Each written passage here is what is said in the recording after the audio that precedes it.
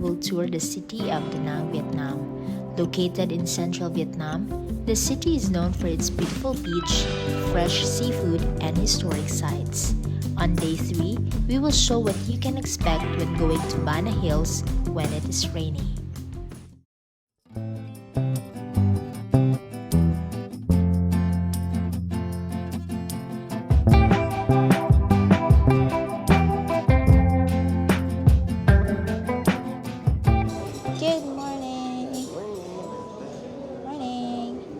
Good morning, Da Nang. Today we'll be having breakfast in this lovely breakfast hall of our second hotel for this trip. So this place has more choices in terms of the food, the drinks, fruits. They also have Vietnamese noodles.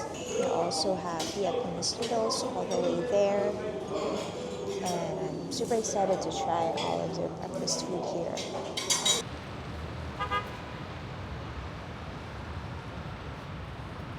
Hilig ng kliyente, no?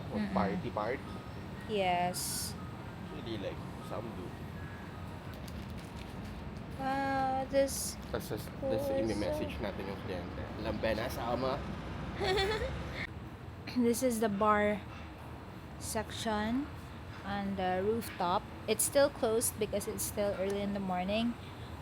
But at night, this place is so lively. The view from the topmost floor, you can see the Da Nang beach, and we'll go to this viewing point where you'll see another section of the sea. Oh, wow.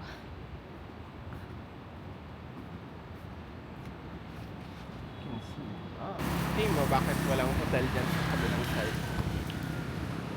Kasi Nag-beach tayo. ma-obstruct ang view.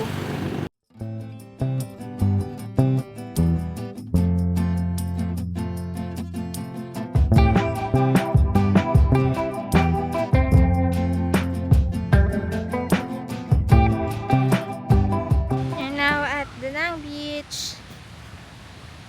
We'll see if we can swim. They have white sand here and it's pretty chill. It's around 8:30 a.m. It's super hot. It's super hot. Is it? Ano yung parang red flag? Bawal bawal. Doon lang dapat maligo. Ayun. Bawal pala kasi mas malalaki yung waves dyan. Vietnam! This is My Quang Beach. What? Here in Da Nang, Vietnam. Yan The sun is out. It's not too hot. Contrary to what other people might tell you. Me. Let's enjoy. Let's go for a dip. Okay. Let's do a review of the Da Nang Beach. I like how clean it is. You don't see anything that's floating in the beach. And then there are no stones in the sand. The sand is very clear, which is reminiscent to Boracay sand. However, the thing is, it's not as white as the sand in Boracay. It's more of a brownish shade. And then the waves are manageable.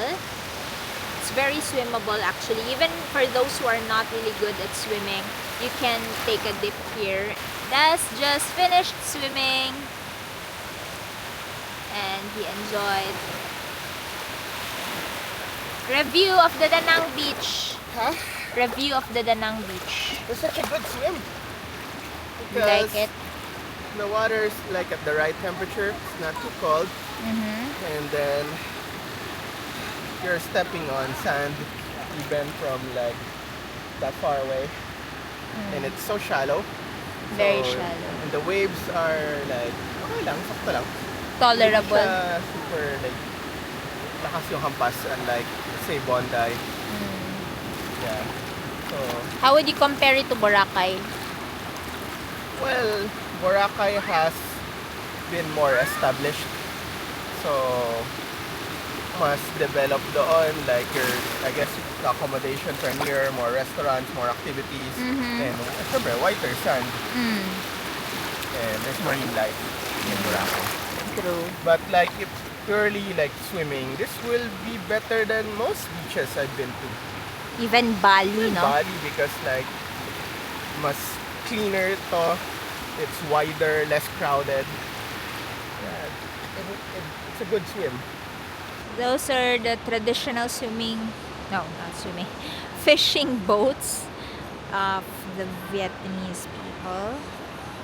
It's interesting because it is round shape. Wow. And it's so nice. And the weather is perfect.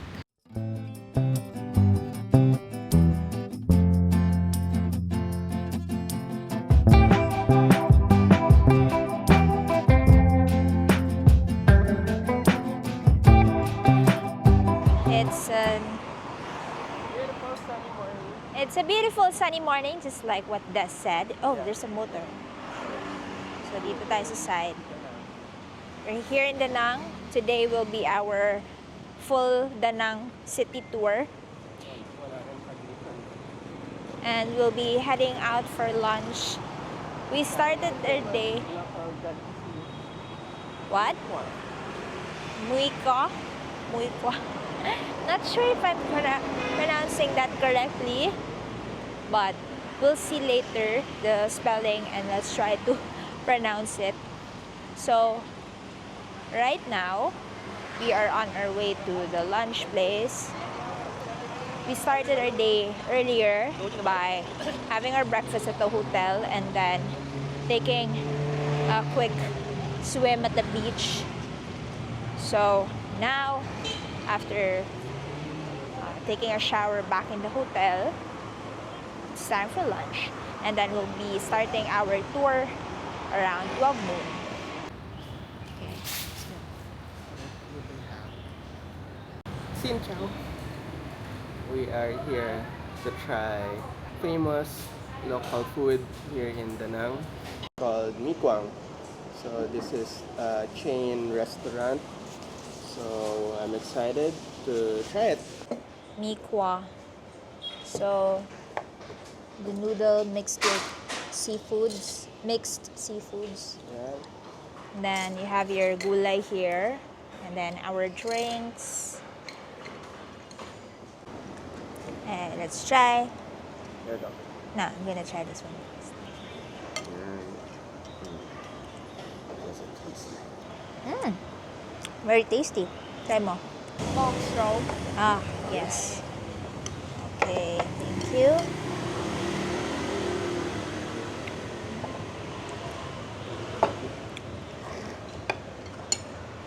Thank you. This sauce shrimp roll. For the seafood roll. Yeah. The shrimp roll. Okay, thank you. Eto, medyo, this is a bit complicated. Yeah, an adventure. So, So we're gonna we make our have own like, spring rolls. yes. I think. So, parang, it's gonna be us, yung chef dito. So, let's do it. Yeah. So, sabi ni ate, we will put this, and then this Make your one, own and then, Shanghai. yes. Okay. With this one, this is like our freaking roll. Parang makapal siya, oh.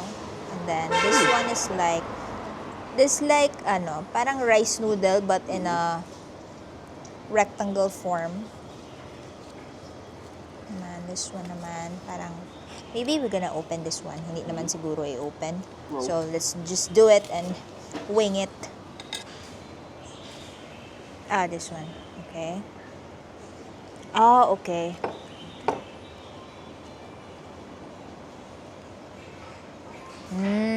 Okay, thank you. And we'll put this one. Ganun pala yun. Okay, I'm actually recording the process of how we do it because we don't know, we don't have this back home. Hindi natin alam paano gawin to. So, lagyan natin mga gulay-gulay. I think this is mangga, no? Yeah. So, ito. Hindi natin kahit anong gulay to.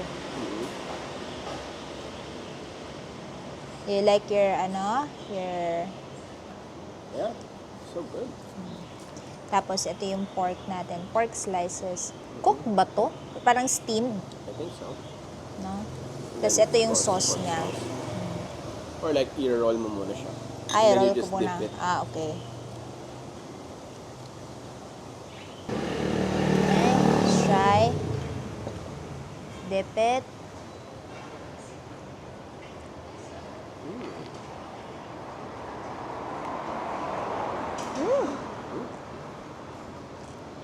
Masarap yung sauce. And even yung lahat, I'll make one for you. A new experience you can only find in Danang. You can put as much vegetables as you want. Very unique ang Vietnam food, no?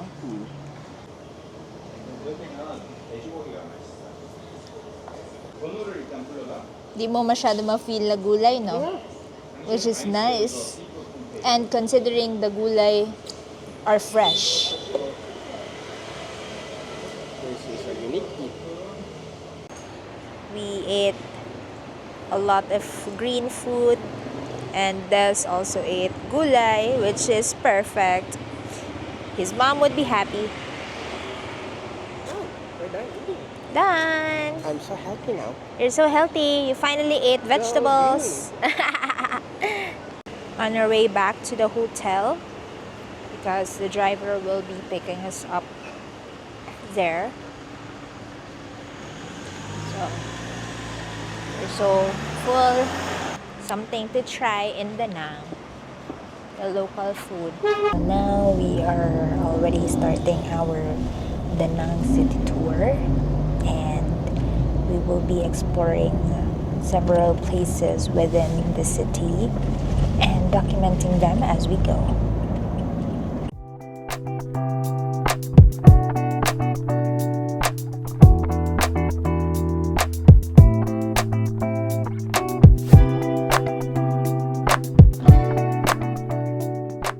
This is the first stop for today. Maison Sanctuary. Maison or Maison? Maison. We're here. This is like 1 hour away from the city center. We are going to explore this another site here in Danang. Dito na naman tayo sa parang seems like another forest waiting area. Ayun, there it is. The waiting area for the electric cars. Okay. This is the back portion. So I think 7-seater to. Backpackers. So we're here. And I think we'll have to wait until this car gets full. Mga 30 people pa ikakram nila dito. Tatlong tao sa isang seat. These are the electric vehicles on a queue. Are they gonna take us to the safari? I don't know. So we'll see. And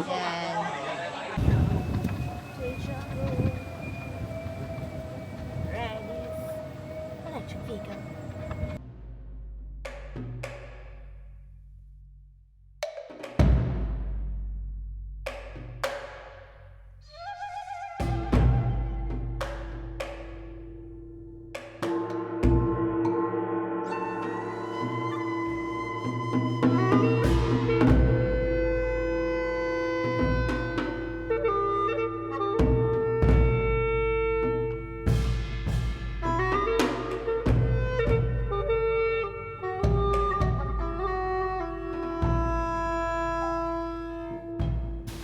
Now here at what's the name of the pagoda? The Linh Pagoda. Lin Pagoda.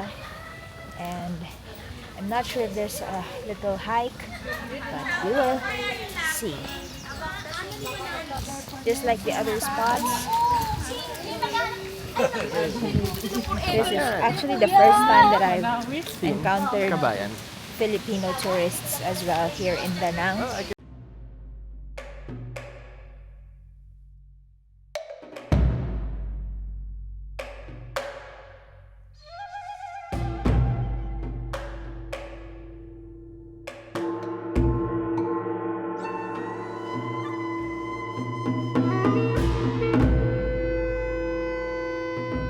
this is the view of Da Nang from the pagoda, on the top of the pagodas. It is windy. It is very nice. This reminds me of the Taronga Zoo in Sydney. Sorry. Parang mga kabayan yung nasa likod. Picture tayo sa mga kabayan. Kabayan. There are monkeys here, so better be careful with your gadgets. Because if you trigger them, they're gonna get your gadget.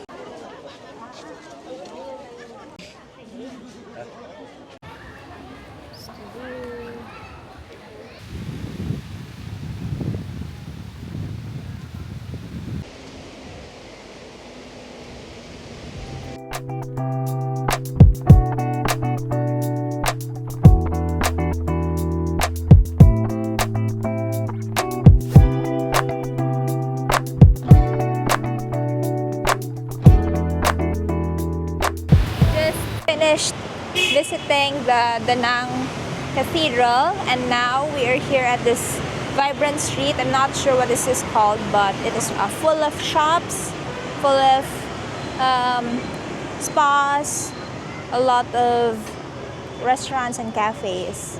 So we'll explore. So I get this green tea chocolate to one of the souvenir shops. Okay, now we will be trying the famous Vietnamese coffees. Different kinds of Vietnamese coffees. Yes, they have a lot. Yeah. So what you got was the This country is like serious with their coffee. coffee culture. Coffee snobs. And then they also have like these small chairs which are very reminiscent of their traditional culture of having the small chairs outside the cafes.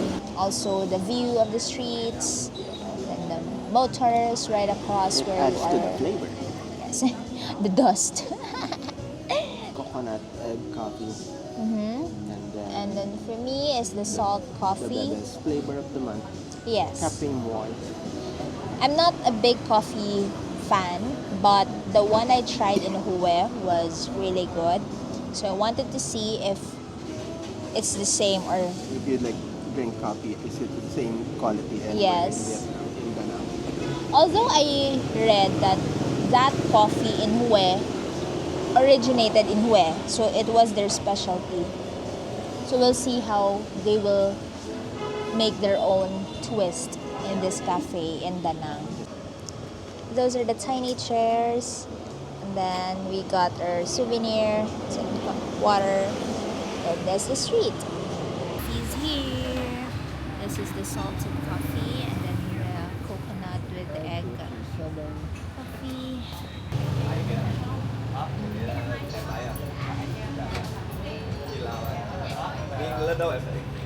Iba to.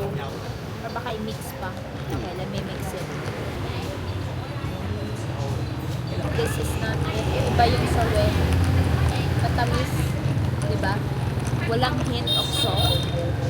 Though yung consistency and all, mas creamy yung in Hue.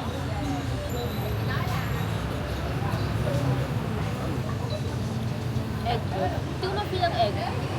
Yung sa sides, like... Ah! Very unique. Here's the hand market already. Like the next stop.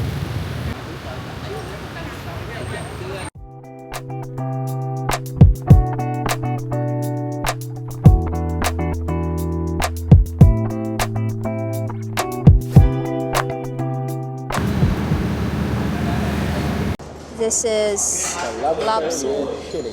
Lobster with chili. Wow. If only you could smell it. It smells so good. Once in 10 years. Yeah, once in 5. Kasi this is only lobster. Remember the last time we did? I am enjoying this lobster. Naka-open na siya, so it's so easy to Yeah. get the meat of the lobster. And malalaki yung lobsters. And they have like these like lobster openers Oo. that help a lot. Meron pa silang parang tool, eto, no?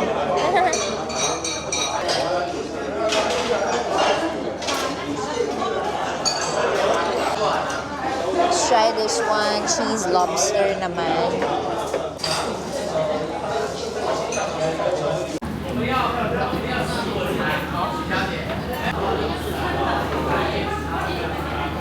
Our top favorites for tonight are the lobsters, of course. This one is sweet chili. And then the other one is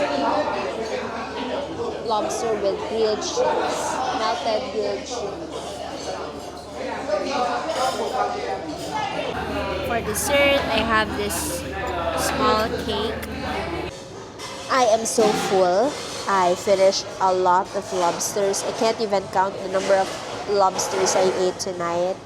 Plus, I had a few other different seafoods like prawns. Ano pa yun? We had the shells, oyster, and then we had desserts. So, I'm very full. Say goodbye to the vlog. Bye, lobsters. Bye-bye. Night. Good morning from Da Nang. We are going to Bana Hills today.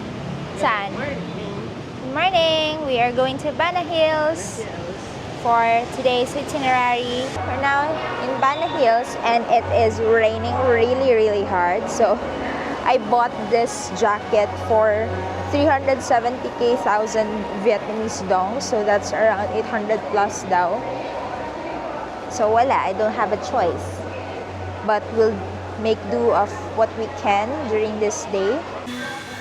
Oh, pretty. And now this is hot. Mainit na. This is the cable car where we will be riding. We're at the cable car.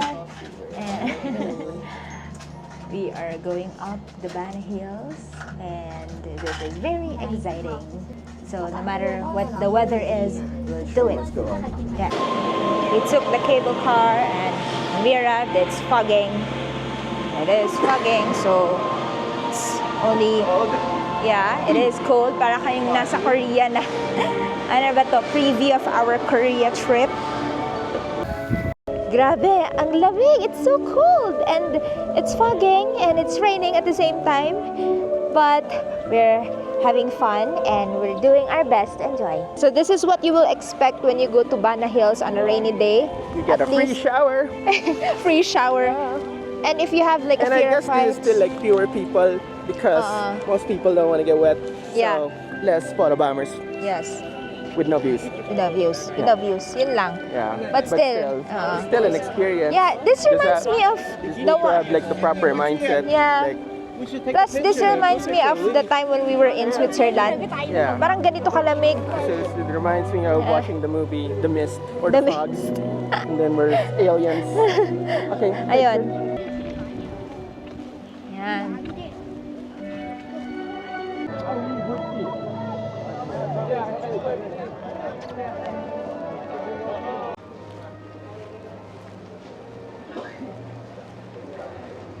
Good for A foggy winter wonderland. Winter wonderland.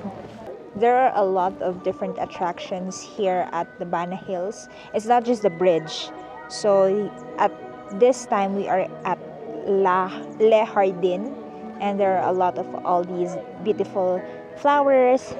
This is like a big chessboard. So ayun. You can't.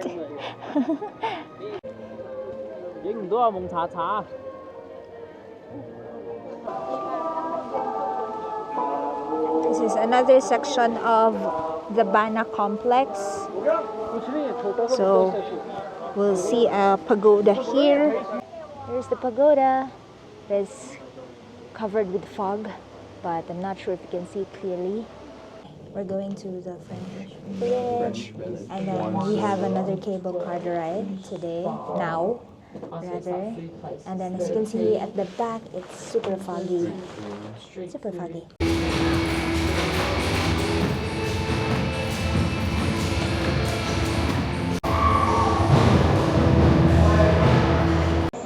We're still in the Bana Hills. Now in the prehistoric ages.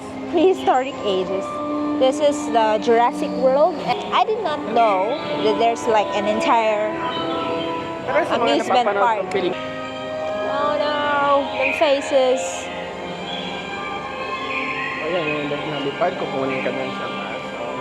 Oh my god. We're out for dinner at Luk Lak, which is a Vietnamese restaurant. Ay, may mag-help sa atin, you know. Takot naman itong Vietnam. Just cross, okay. Huh?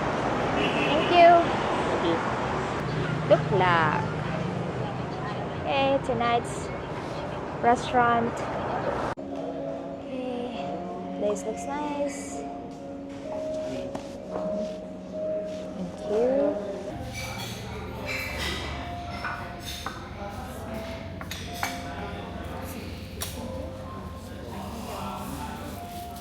What's that for? Bakit sila may parang pagulay? Ano yan?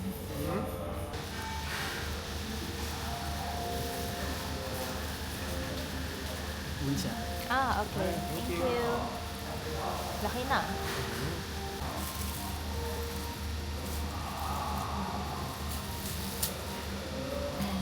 Parang mga lemongrass.